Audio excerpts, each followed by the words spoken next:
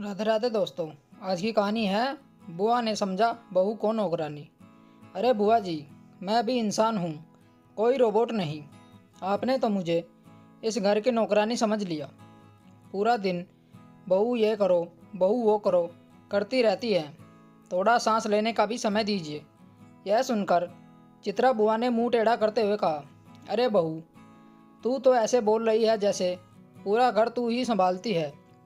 दिन भर तो फ़ोन पर अपनी माँ से चिपकी रहती है। दरअसल सुगंधा और विमल की शादी को अभी 6 महीने ही हुए थे।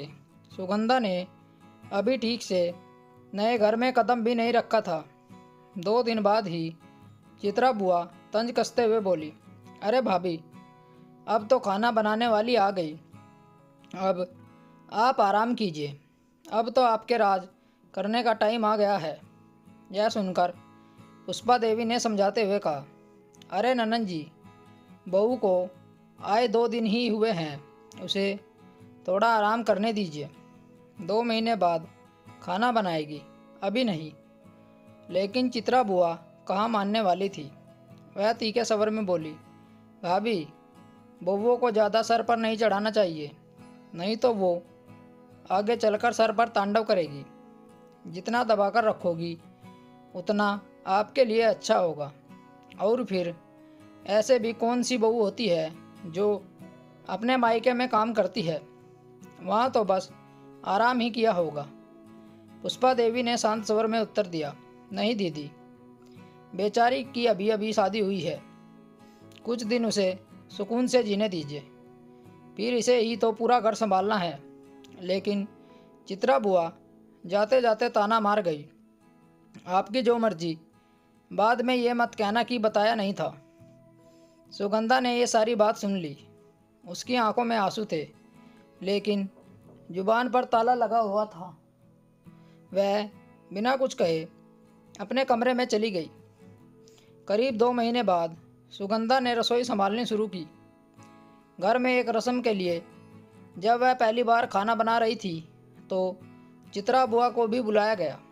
सुगंधा बड़ी लगन से खाना बना रही थी और जब वह टेबल पर सबके लिए खाना लगा रही थी तो चित्रा बुआ उसे बड़े ध्यान से देख रही थी। तभी सुगंधा का पल्लू अनजाने में सब्जी के बर्तन की तरफ झुकने लगा। यह देखकर विमल ने तुरंत उसका पल्लू पकड़कर किनारे कर दिया।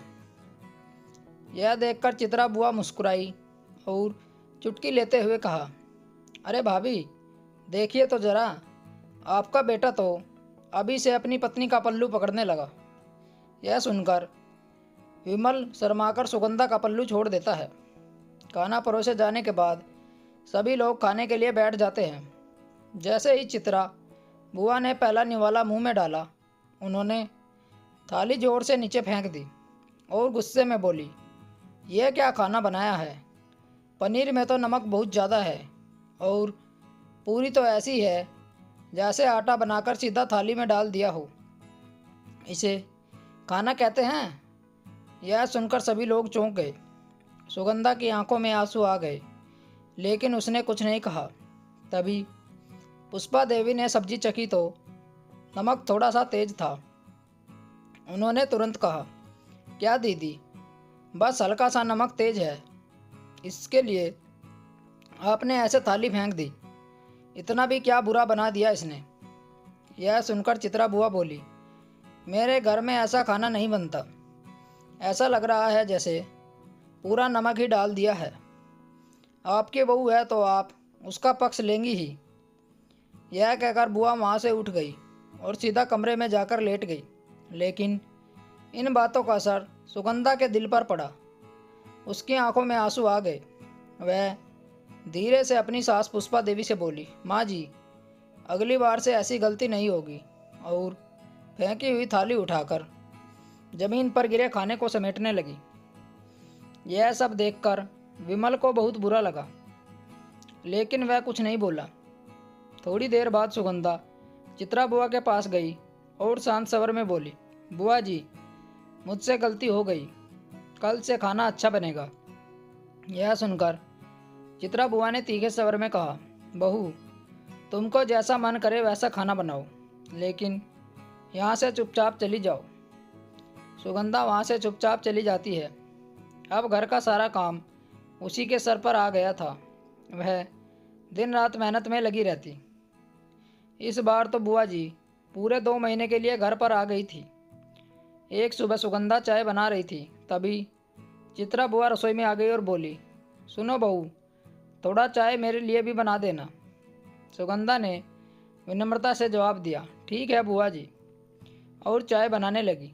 तभी विमल ने आवाज़ दी, सुगंधा, नाश्ता जल्दी से तैयार कर दो, ऑफिस के लिए देर हो रही है। सुगंधा चाय छोड़कर जल्दी से नाश्ता बनाने में लग गई। कुछ देर बाद चित्रा बुआ रसोई में आई और चाय न बनी देखकर भड़क गई। अरे बहू, अभी तक चाय नहीं बनाई? कब से चाय मांग रही हूँ, तुझे सुनाई नहीं देता क्या? सुगंधा ने संयम से कहा, बुआ जी, विमल को ऑफिस के लिए देर हो रही है, इसलिए सोचा पहले उनका नाश्ता बना दूँ, फिर आपकी चाय चढ़ा दूँगी। बस 5 मिनट दीजिए। चित्रा बुआ का चेहरा गुस्से से लाल हो गया। वह भड़कते हुए बोली, हाँ, जब 8 बजे तक सोती रहोगी तो समय पर काम कैसे होगा? और हाँ, इस घर में मेरी क्या इज्जत है? ये घर मेरे माँ बाप ने बनाया है। मैं इस घर की बेटी हूँ, तो मेरी कोई कदर नहीं। यह सुनकर सुगंधा आबाक होते हुए बोली, बुआ जी, पहली बात तो मैं सुबह रोज़ 4 बजे उठ जाती हूँ और आपकी चाय सिर्फ 5 मिनट में बन जाएगी। थोड़ा सब्र रखिए। यह सुनकर चित्रा बुआ पुष्पा देवी को बुलाने लगी, भाभी, देखिए आपकी बहू मुझसे जबान लड़ा रही है। मैंने बस एक चाय ही तो मांगी थी, ये लेक्चर देने लगी। पुष्पा देवी दरवाजे पर खड़ी होकर सारी बातें सुन रही थी। वह मुस्कुराते हुए रसोई में आई और बोली, बहू, तुम विमल का नाश्ता लेकर अंदर जाओ। सुगंधा चुपचाप नाश्ता लेकर चली गई।